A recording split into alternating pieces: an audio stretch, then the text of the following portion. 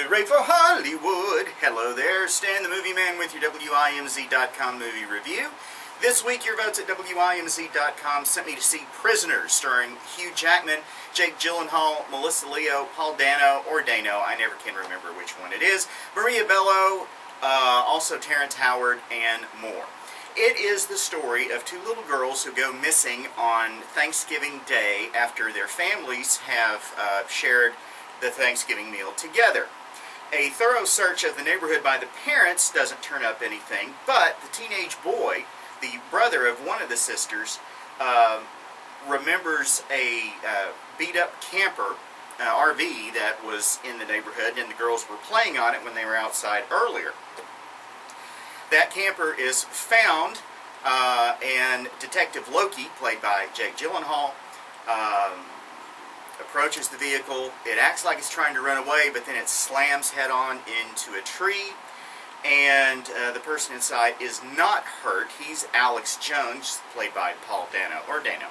And he is questioned and held for 48 hours, but there's no evidence in the truck of the little girls being in there.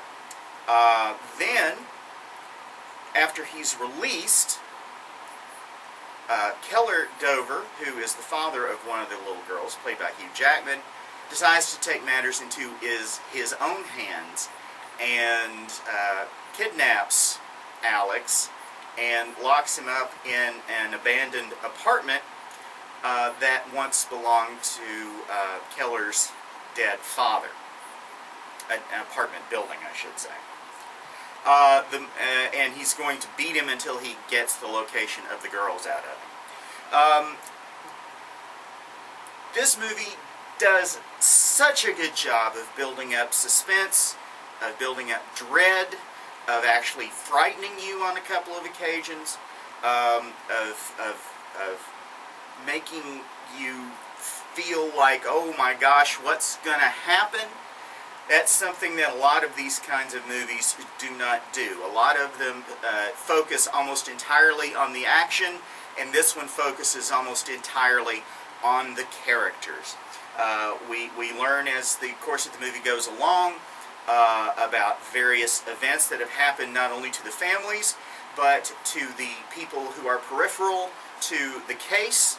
And one thing the movie does that I really enjoyed and appreciated, seemingly innocuous little things that are shown at the beginning of the movie or earlier in the movie tend to have significant meaning at the end of the movie.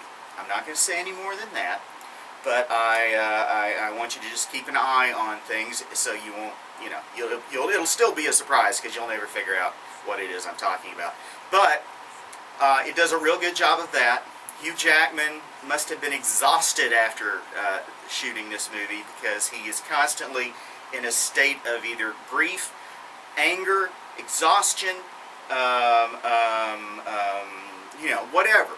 He's constantly on edge through the whole movie, and he must have really been tired.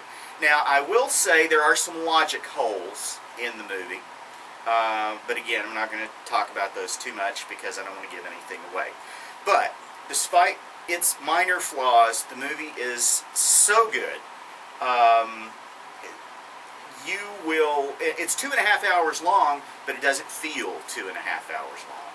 And when it ends, you'll be glad it's over, but not because you'll be glad it's over. Not because you can now leave. It's a really good movie. Can't say enough about it. I think possibly this may be a Oscar contender for at least Best Supporting, perhaps both actor and actress. Jackman may have an outside chance, but I'm not 100% sure about that, considering some of the other movies that are supposed to be coming out that are supposed to be Oscar contenders. So, but this is a very good movie.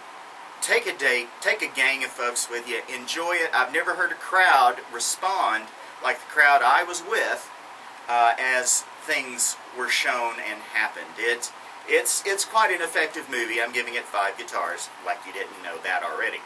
Go to WIMZ.com to read my complete review as well as to vote on the movie that I'll see next time. Your questions or comments are always welcome. You need to send them to me at StanTheMovieMan@att.net.